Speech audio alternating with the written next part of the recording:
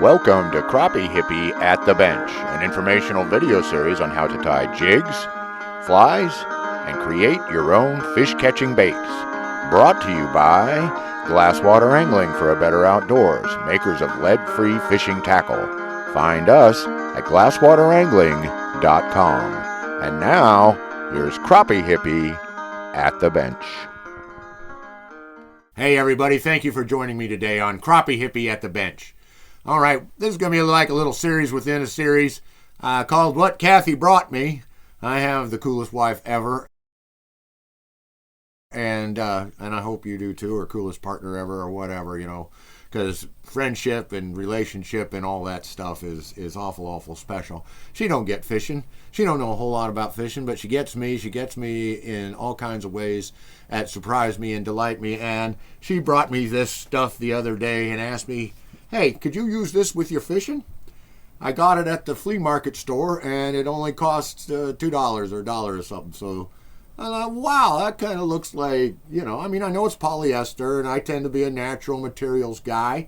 But I'm like, that's like, you know, that's cool. It's like calf tail. What is this? This is cool, okay? So this is big yarn if you want to make I don't know, a sweater or, I don't know, some sort of garment or of course, trimming and so forth, you know. I don't know, but fashion steals from us. I'm going to steal from fashion. And I have been wanting to get to the tail race. And when she saw, you know, she got me this white one and a kind of a dusty pink one. And I thought those two colors could not be more perfect for what I like to do, which is I'm going to go to the tail race and fish in the big current. And I want a slow falling jig to do that with, and so I started tying these. Okay, so we've talked about palmering or winding hackle in some of the mop jig videos, and we're going to have a thing on palmering again here and doing it with marabou here one of these days pretty soon. But what we're going to do with this, the minute I saw it, I knew that would palmer on or just wind on that hook shank and give me this big fat body. Now I've got to get the, you know, I've got to go somewhere with some open water and test this, but I don't think that's going to collapse clear down. I think I'm going to get a really shad-like profile out of this, okay? And that's at least what I'm hoping for. So now I know these have hackle tails, and we haven't done hackle tails yet. We're not going to do them today. We're going to stay focused on this wonderful alternative material. And there's full Facebook groups about jig tying with alternative materials and fly tying with alternative materials. So you want to get into that, please do. It's awful fun.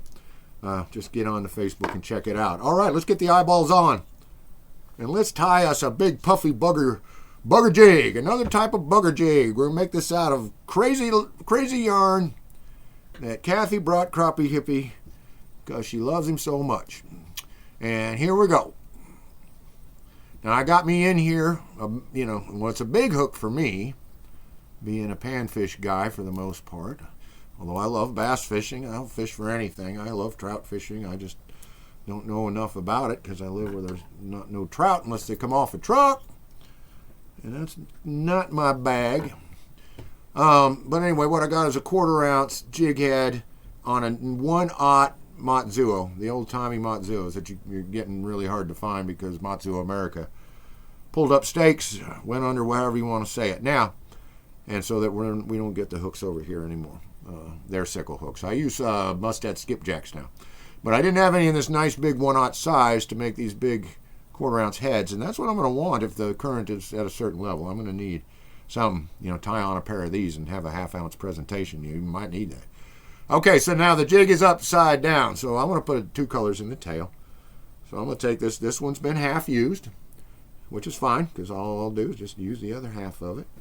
And because it's a fun little blood quill type feather with a very flexible quill, I can do the old bend over trick. All right. And I'm going to bring that up just a little bit. You know, that's just a little, maybe just a little long. I'm going to pop a little bit off of there. And that looks a little better. We'll push that on up. Pull tight, pull tight. All right, get it where you want it. Looks good to me. And pull tight. And you're like, yeah, that's just going to be a nice little flow.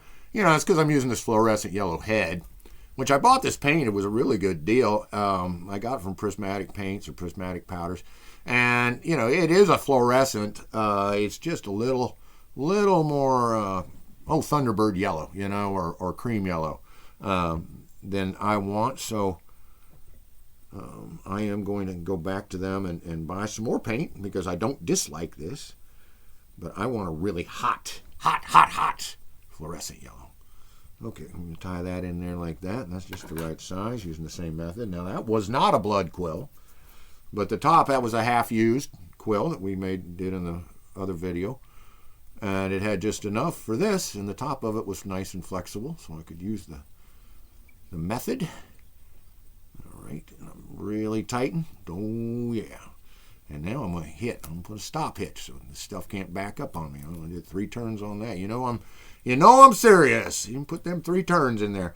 Oh, and what's this? Here's a piece of crystal flash. Let's throw this in there too. Why not? Why not? Remember, of course, I'm not using this color. Crystal flash is this stuff. And but I'm using a chartreuse here. Okay, so with the crystal flash, just like all the other strand materials, I like to even it out. Take it. And I know I'm going to, this is going to end up with 4 strands down each side, but you don't have to use that much. You can take 2 of these out for the next jig. I know guys, only put 1 strand of crystal flash down. It makes for a very elegant, very subdued, less is more a lot of the time.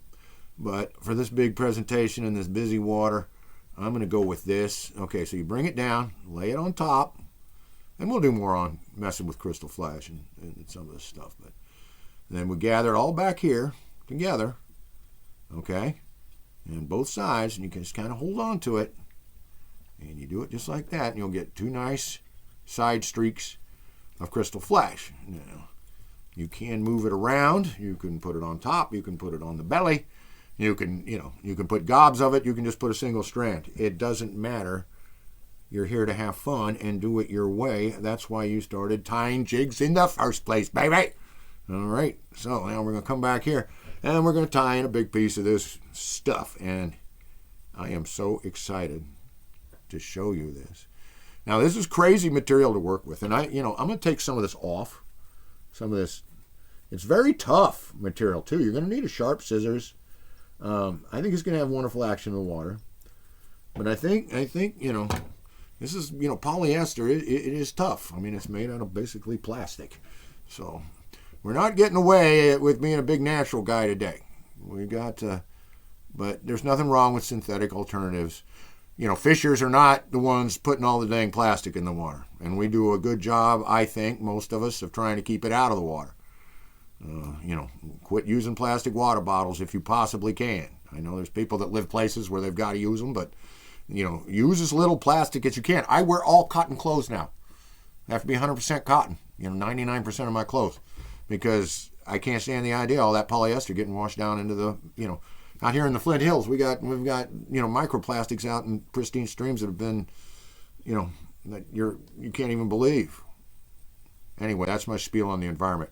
Watch what I'm doing now, all right? I got that hitched down. Big, tough, secure wraps. You do, because this stuff will want to roll on you, okay? And then we're just going to wrap it. And we're going to keep it tight as we can, just like any other material we wrap on a jig. We keep it tight. And we squeeze in that last one, tighten that thing down. And we come over the top. And we go around this way. And we're going to look at each side, okay?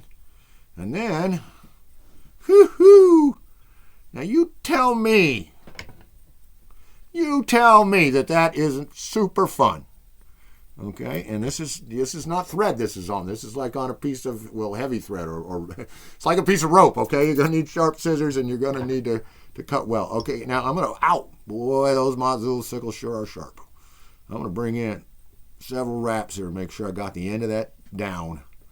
Okay, and then I'm just going to come in with my whip finish. 1, 2, 3, 4, right there. Okay, pulling that down. I felt it go down, then I like to come over here on the other side. since I got this vise, and do 3 more on this side. And now it's nice even, and there it goes. And look, I'm not going to tell you that this is the next jig of the century. I'm not going to tell you that this will catch fish every time. But I do see that, with this big enough hook, you got to use a nice big hook. You can't have that gap in there clear full of material. It's got to be a place where that fish's mouth can get in under there. All right? So keep that in mind. Second of all, there's going to be, I don't know how buoyant and all this. I can't wait to take this to the river. But what I am hoping is that we will get a nice fat shad profile out of that. And I just had so much fun making it, I just had to show it to you guys. I hate to show you an untested pattern, but I have my guesses that this little fashion doll, this crazy gal in her mink stole, is going to swim right down in front of a blue cat or a big striper or wiper or a nice sized crappie, what have you, flathead, something. Because when you fish down the tail race, baby, you don't know what that thing is till you get it on the line. Because that strike, you just don't know. Anyway, what did Kathy bring Crappie Hippie? Thank you for joining us for episode 1 of Alternative Materials. From the sweetness of my wife's heart to you, this is Crappie Hippie, your tree-hugging redneck from eastern Kansas, saying tight lines and Valentines. Peace out.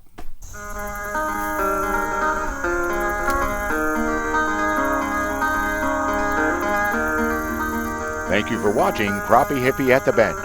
Crappie Hippie at the Bench was brought to you by Glasswater Angling. Find us at glasswaterangling.com. You can also find Crappie Hippie and his good buddy Tim Tacklebox Beat on the Lure Love podcast, released every other Wednesday. But most of all, everybody get on out there with your hand-tied jigs, bugs, and lures and catch yourself some fish.